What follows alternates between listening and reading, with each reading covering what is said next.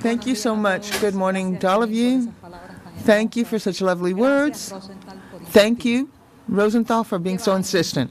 He's been insisting on this for years, but here I am. Here I want to have a conversation with you, fundamentally about how to be a journalist in difficult situations. How do you do it when you are in a country where censorship, the lack of connectivity, fear, and the limited experience of working in a free press and meet the international standards? How do you do that under those circumstances? And I'm going to dare by starting with a question. What is that you see on the screen? You, Rosenthal, you like technology. It's a pen drive. ¿Alguien más? Someone else? USB, flash drive. Some people call it the Mayan key. I think it's a beautiful way of talking about it.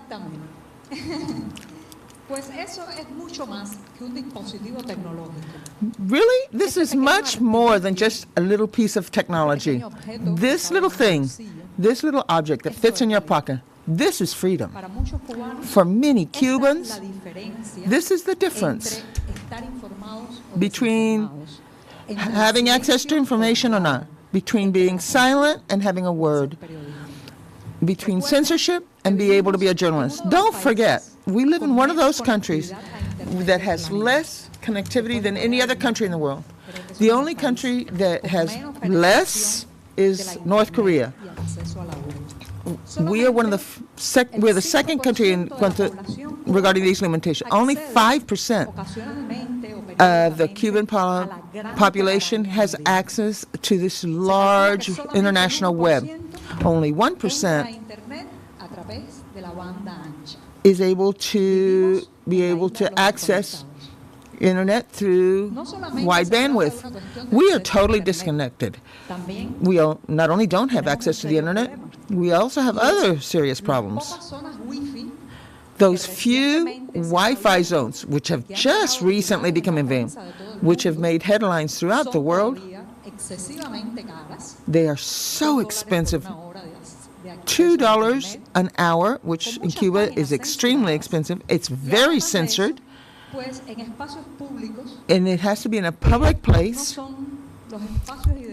which is not the ideal place to try and work as a professional or trying to do any journalism. But still, notwithstanding all the censorship, the high prices, the instability of connections, people have massively turned out to these public Wi-Fi access points, and for the first time, many of them have even been able to look at the web.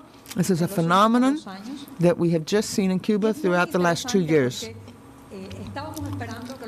And this is really interesting because we were hoping that people would step up and we would turn out and, overthrow the government. But what we've done is turned out to connect to the internet. But at least it's a step. And this is in a world of journalism which is quite complex. For more than 50 years, we have lived in a world of total monopolistic control of the press by the party and by the unions. Every radio station, every TV station, everything. The newspapers are in hands of the government. There is no other source or ability to write journalism or get near a microphone on the radio or even appear on TV if you are not invited by the government or at least a member of the government. That has been our reality for over 50 years. So that kind of control, which managed to exclude all the news that the government didn't want out of the country, that control has now been broken. And it's been broken thanks to these small pieces of technology, the flash drives. That young teenager in 1989, whose name was Yoani Sanchez, when the Berlin Wall came down, it took me 5 years to be able to see those images, to see the people of Berlin with their hammers, breaking down that wall that had split Germany in two. Today in Cuba, practically speaking, it only takes a few hours for Cubans to find out what's happening in the world. And that is not thanks to the government. That does not mean that the government has become more flexible, is more tolerant, more inclusive. That's not what it means. This is fundamentally due to this technology. This is the Grama newspaper today. And this is what is published today. They're exactly the same, right? Today is the first day of the Communist Party's 7th Congress. And these are the front pages of the official press. What do you think? Isn't this interesting? Look at all the variety. That's what we have lived with throughout all these years.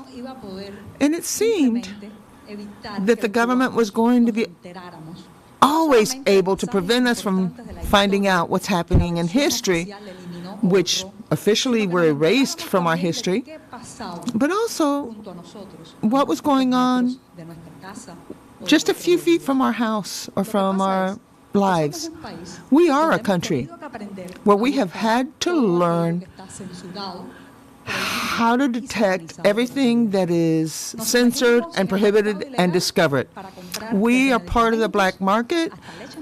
You buy your milk, you buy your beef, and you buy your medications through the black market. And that's what we've done with information also. It is exactly the same black market technique that starts with a rumor, then is converting information. What we call Radio Bemba, the spoken news, and it has really created the most incredible networks of transmitting information through external hard drives, through CDs, through the USBs, through the floppy. We use everything to share the information. And this has been our liberation. And this has been the infrastructure that has allowed us to break the monopoly the government has had as to access to information. And through this infrastructure, Cubans started to get on the web, and they found something out that they no longer needed to hear the government speech, to be able to give their opinion. You had blogs, you had WordPress, Twitter, and little by little, Cubans started talking about their lives, their complaints, the reports of police harassment, just a little like to questionable information on Facebook. Little by little, we became virtual citizens in a country where we even haven't been able to gain full citizenship. The internet is the public square where we can all talk. It doesn't exist anywhere, but it exists everywhere. And that's where my project was born. 14 and a half. It's an independent digital newspaper. In a contradiction, we have such little access, and here we have a digital newspaper. But we would have never been authorized to do this and be able to sell it on the street corner. So we learned. We didn't decide to do this. This wasn't our choice to be virtual. Let's be native to the digital world. That was our only option. And that's how 14 and a half was born. May 21st, 2014. I worked for 7 years in my blog on Generation Y, but it's been an incredible blog. It's an incredible experience, but it's very personal. It's kind of a catharsis for me. I write about daily life, but I felt I wanted more. Cubans need information. So with the intention of providing that information, giving them the facts, to talk about reality, that was the goal with which 14 and a half was born. And it's about to turn 2 years old. Why 14 and a half? We were born in one of these Yugoslavian-style housing units in 2014. And we were capturing the Y of my blog in the logo because I was talking about Generation and Medio, which means half as well as the media. So that's a little bit of the history of why we named it 14 and a half. In that public housing building of Havana, we decided to be, one, economically independent. And how were we going to do that? In a country where most people that work for the government. And the government is never going to finance a newspaper that doesn't follow the official line, that isn't part of the Communist Party, and that dares to criticize. So that is our reality for the last 2 years. Number one, we decided not to accept not government funds, not party funds, we want to be able to complain about Fidel Castro and about everything we want to complain. So that independence has allowed us to explore new routes. How do we make a living? How? Well, this is the same as what's going on throughout the world. We have events, we advertise. I think in the next few months we will also launch a friendly subscriber. So we need you all to subscribe. And that has allowed us to explore a new path for Cuba, that we have journalism that is free of all the ties of the funds that have been available in our country. It has been hard, but we've managed to do it. Another goal was to find those small openings within the legal framework that prohibits free prints to try and acquire some kind of legal position. In Cuba, there are more than 500,000 employees that now work for the private sector, but they're not called that. Those who work in the private sector, those are called independent workers. To the unemployed, those are called the available workers. To the private sector, it's independent contractors. So what we've discovered is when you work as an independent person, which only allows there to be, 200 different professions. You can be an attorney, but you can't be an architect. You can be a tailor if you work on your own, but you can't be a lawyer. And you cannot be a journalist on your own, but you can be a typist. So we decided that our team, we would work as typists, and that's what we are. We are typists. We type our own ideas. Another goal, which we have tried to achieve throughout these 2 years, is to offer a variety of information, something that has always been a part of independent press in the U.S. If the government says yes, the independents say no. If one says white, the other one says black. Green, red. The past, we look at the future. There's always been this contradictory fight, and we want to do away with that. And we want to provide information, whether it's positive, negative, be it about culture, be it about politics, be it about daily life. And so there at 14 and a half, we have a lot of cultural information. It is a daily that talks about economics, about sports, about what's going on in the exile. Also has a lot of information about government. And there's parts that people really like this one. In a country where it's so hard to buy food, where the government will not admit that a pound of beans costs 1 day's salary in that kind of country. People do not have access to the information about no public information about what food costs. So what have we done? We have this market section, and once a week, we look at 6 different markets throughout the entire island and giving them the most current prices. And what have we found out? We have our own Dow Jones. The price of pork, with boneless pork, is the product everyone wants to buy. And that is what is that thin line between those who are truly poor and those who have a little bit of more money. And so, by generating this simple list, we have been able to show that today in Havana, a worker has to work 2 days to be able to pay for boneless pork, for a pound of boneless pork. That is facts. That is information. You can draw your own conclusions. And that is so typical of 14 and a half. Who inspired me to this? My mom. My mom worked for so many years as a taxi driver. And when I talk to my mom, and I talk about democracy, human rights, freedom, she listens to me. And 3 minutes later, yeah, okay, my head hurts.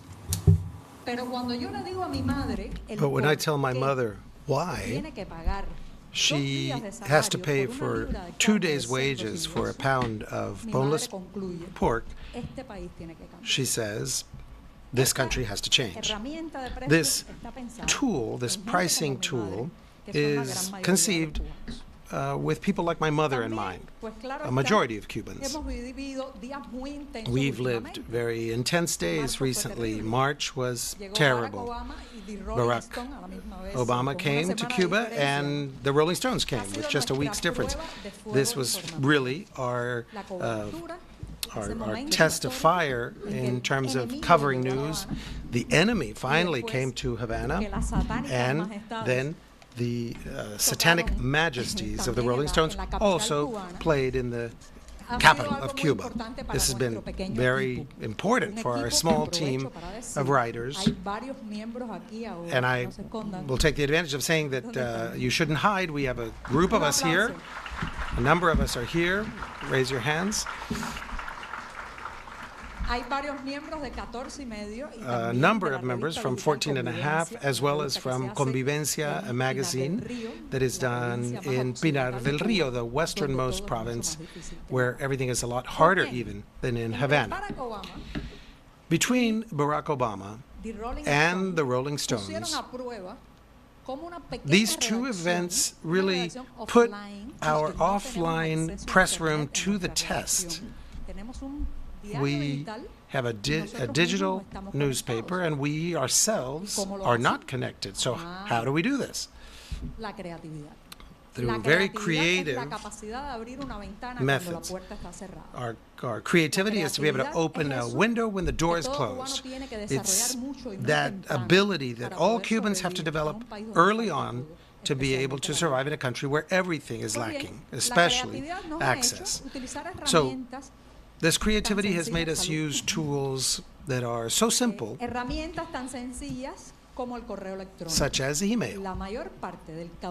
Most of the news stream from 14 Medio goes out through email.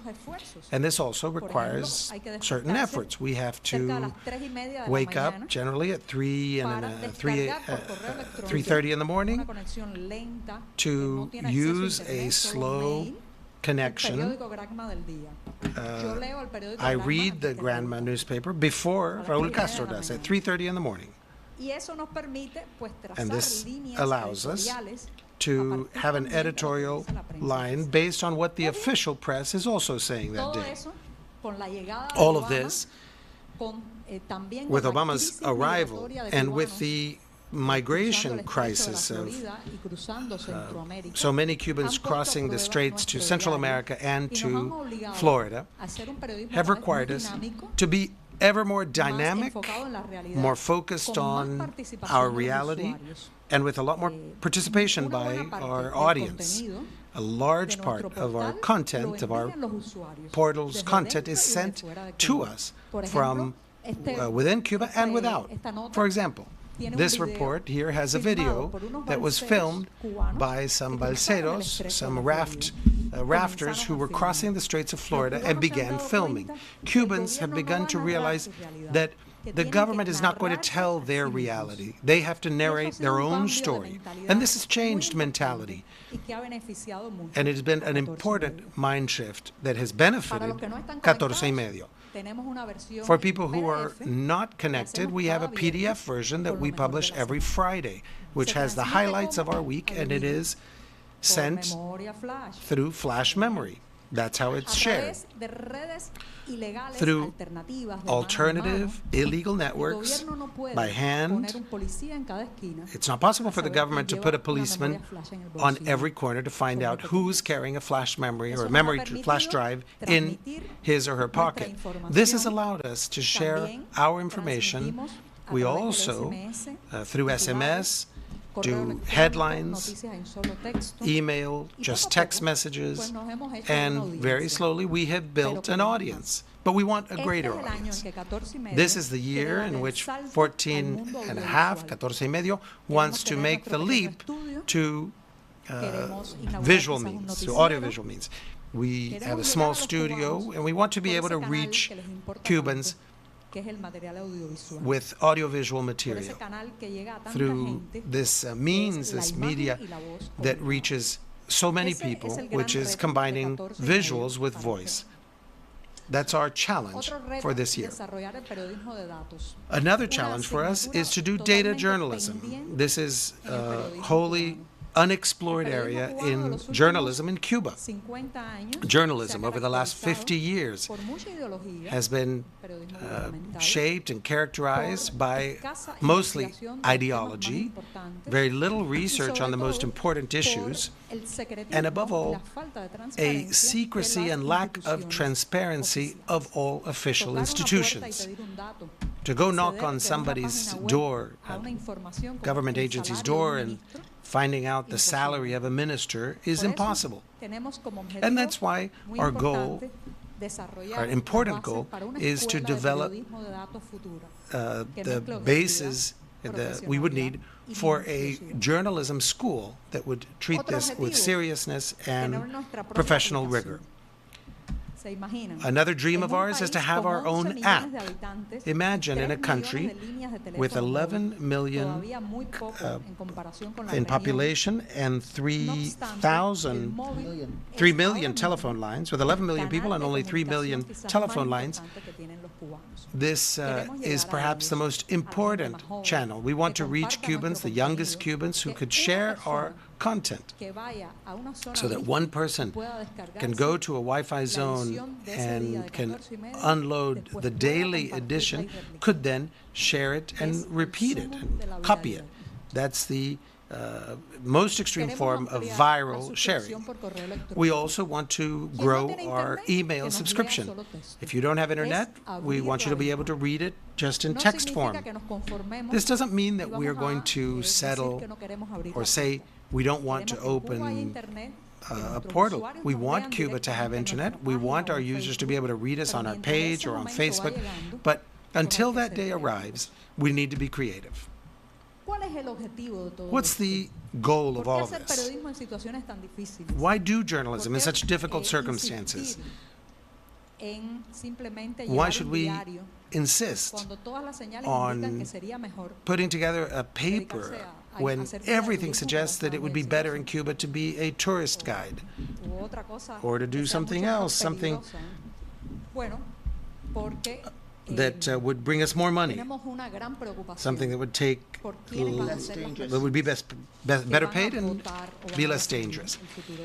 But those who will vote and decide on the future of Cuba are concerned.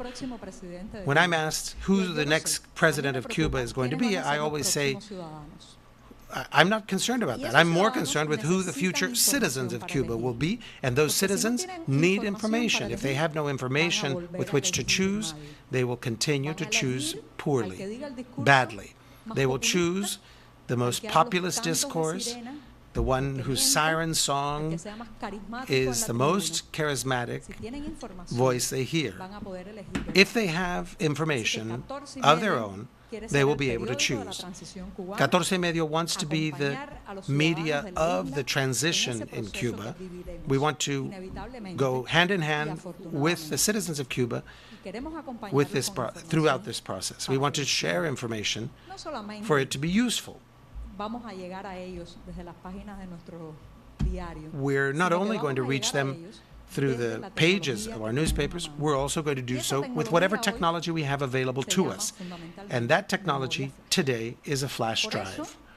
That's why, in the future, when Cuba is a free and democratic country, we'll have to build a monument to the flash drive in a plaza in Cuba. Thank you very much.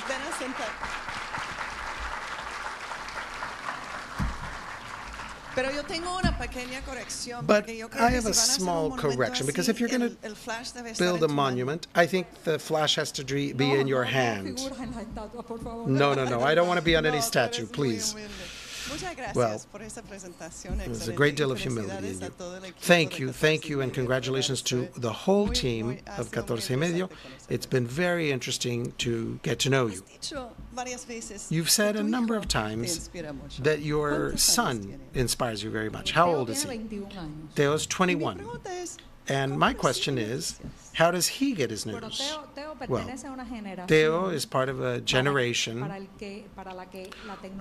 for which technology is just practically an extension of his body. So I always ask him what movies he's watching, what information he and his schoolmates are consuming.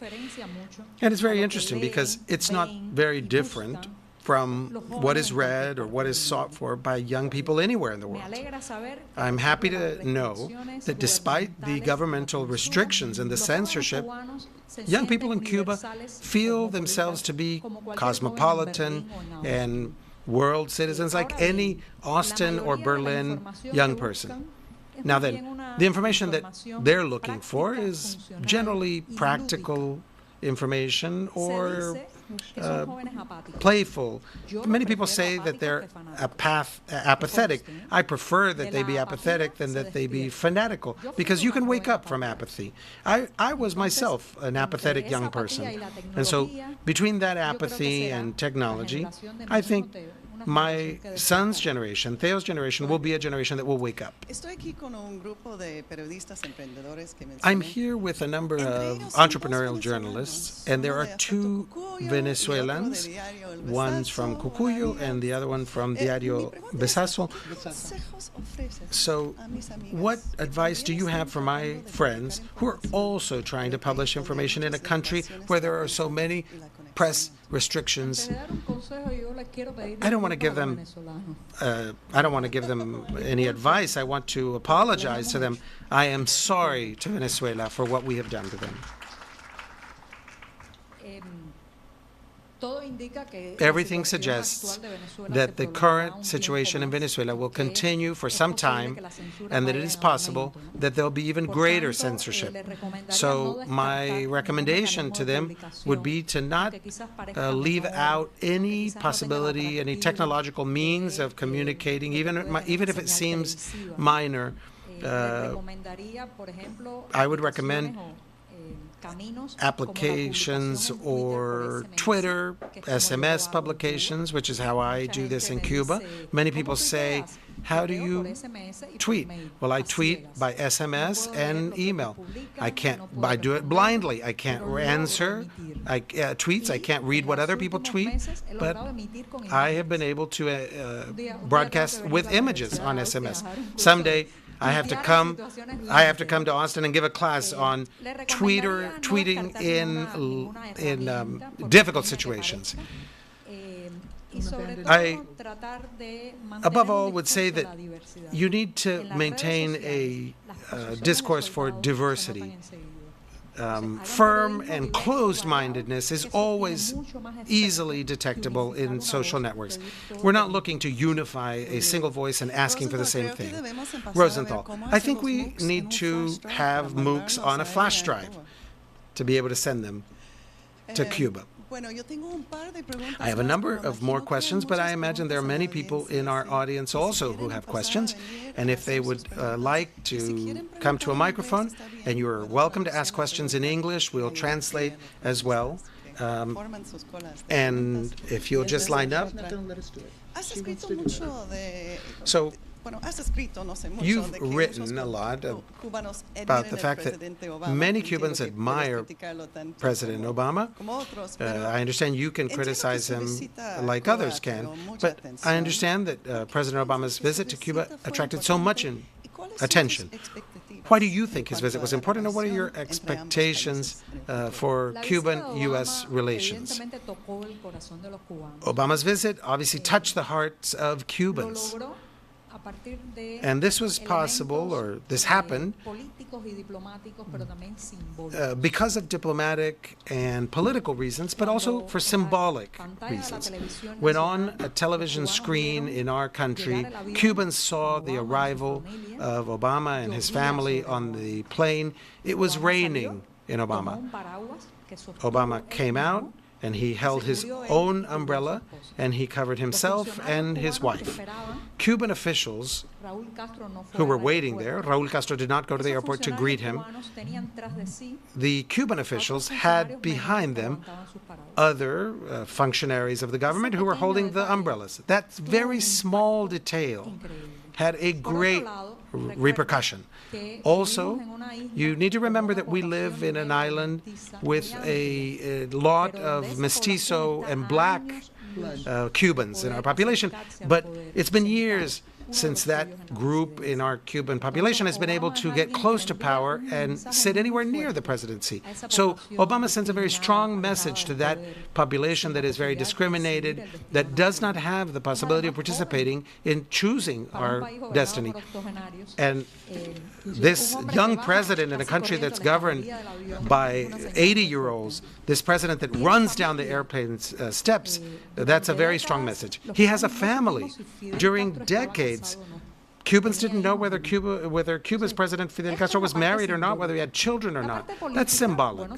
Now, politically, his gestures while he was in Cuba, to be able to speak to young people, to speak about the future, to try to turn the page on the past, that was very bothersome for the official regime. To meet entrepreneurs, to talk about internet. When somebody talks to Cubans about the need to connect to the internet and to take steps to help them, that's music to their ears. What do I think the future holds for us? Well, we have difficult times ahead of us. Cuba's official regime has a attraction and repulsion with the White House. This process has started, it's underway, but they know that it is a dangerous road for the official discourse, because the official discourse is based on the existence of the enemy. You have to have Goliath, because otherwise David makes no sense. I think there are going to be lots of obstacles along the road. The government has given way on Obama's part, but Raúl Castro has practically not budged. All right, I see there are other people waiting. There's a Cuban line for me at the microphone, I can see. Thank you, Yoani, for your question. It was said yesterday that in authoritarian countries, there's not a lot difference between activism and journalism. I'd like to know your opinion about that. In the case of Cuba, what has happened is that the government, particularly Fidel Castro's government, undid civil society. I like to think of civil society as a fabric that has thicker and thinner threads in it. But from the very beginning, from 1959, Raúl Castro made it his task to outlaw parties, to cut those threads of the social fabric, to prohibit associations. And this brought as a result that when Cubans could begin to express ourselves through technology, all those voices that were now silenced, people who had legal problems, people who had been put in jail for economic crimes that can only make sense in countries where everything is prohibited, who argued that their human rights had been violated. When the small window of technology was open, everybody wanted to use that. Of course, that's normal.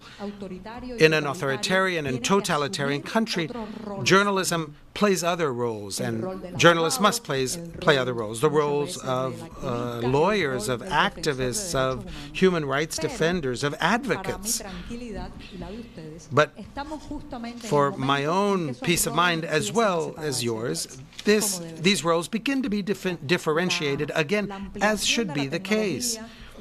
A broadening of technological access, the greater international visibility for the LGBT movements and other movements, independent lawyers, this begins to allow these groups to express themselves and for journalism to play its own role, reporting on facts, on what is happening, and simply being a loudspeaker for everyone's voices and not just for one sector. Another question. Please, I'd like to congratulate you first off for your effort. It was amazing to see after Obama went to Cuba, he arrived in Buenos Aires, and in Buenos Aires there were protests against Obama, when you might have imagined that there would have been protests in Cuba against Obama. And I was thinking about this and what you commented on about Cuba's youth. That would be my first observation. Secondly, you mentioned Venezuela. I lived in Venezuela for a number of years, and I'm surprised to see that the Cuban exile does not appear to nearly have any effect on Cuba. And in Venezuela,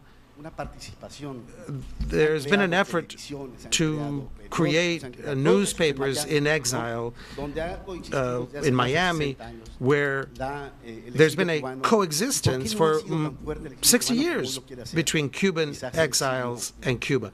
Why do you think that is? And finally, since I have the microphone, how can we, journalists such as myself, collaborate and help? I'll answer that question first, the last one. The doors are open for you. We have a very flexible editorial line in terms of issues that we cover. We're interested in international as well as national news. We have certain restrictions, no violence. We'll never take verbal violence as a editorial line, but we respect all opinions and the complete spectrum of opinions. We like to publish interviews and reports, so we'll welcome those kinds of contributions, but if they're actually news reports, so much the better. As to your question about why there weren't protests against Obama in Havana, for the same reason that there's never been a protest against the U.S. jail in Guantanamo, even though Guantanamo is part of our island, is on our island. Why? Because you can't protest in Cuba if the government doesn't call for that protest. If the government doesn't promote that protest and invite people to protest or push people to protest, the fear of reprisals, the fear of the problems has paralyzed Cuba's citizenry. It's very sad because a Cuban today prefers to risk his life by crossing the jungles of Central America, by crossing the straits of Florida, full of sharks, than to face up to the political police or the national security apparatus of our country. In terms of the exile community, I would say that Venezuela's exiles have had a much greater visibility thanks to technology and public social networks. Also, the Cuban exiles have maintained their legal status within Venezuela. In Cuba, those who left were nearly, they lost their legal rights. They couldn't vote, even in those sham elections that we have in our country. So this meant a different form of exile. And Cubans have been exiled for more than 50 years. So these are a number of generations that have been born out away from our country. So I think that would be the main difference. Well, we could talk all day with you, but Rosenthal tells me are almost out of time. I understand others have asked you, why don't you lead a revolution in Cuba? I think the journalists here could be interested in knowing what your answer is. I would prefer for the future in my country to not depend on another revolution. Please, God, no more revolutions. I don't want another leader coming down from the mountain. I don't want another charismatic leader in front of a microphone. No military in uniforms involved. I'm leading a technological and news revolution, a journalistic revolution. I think that's my role. I am not a politician. Thank you. Thank you to you.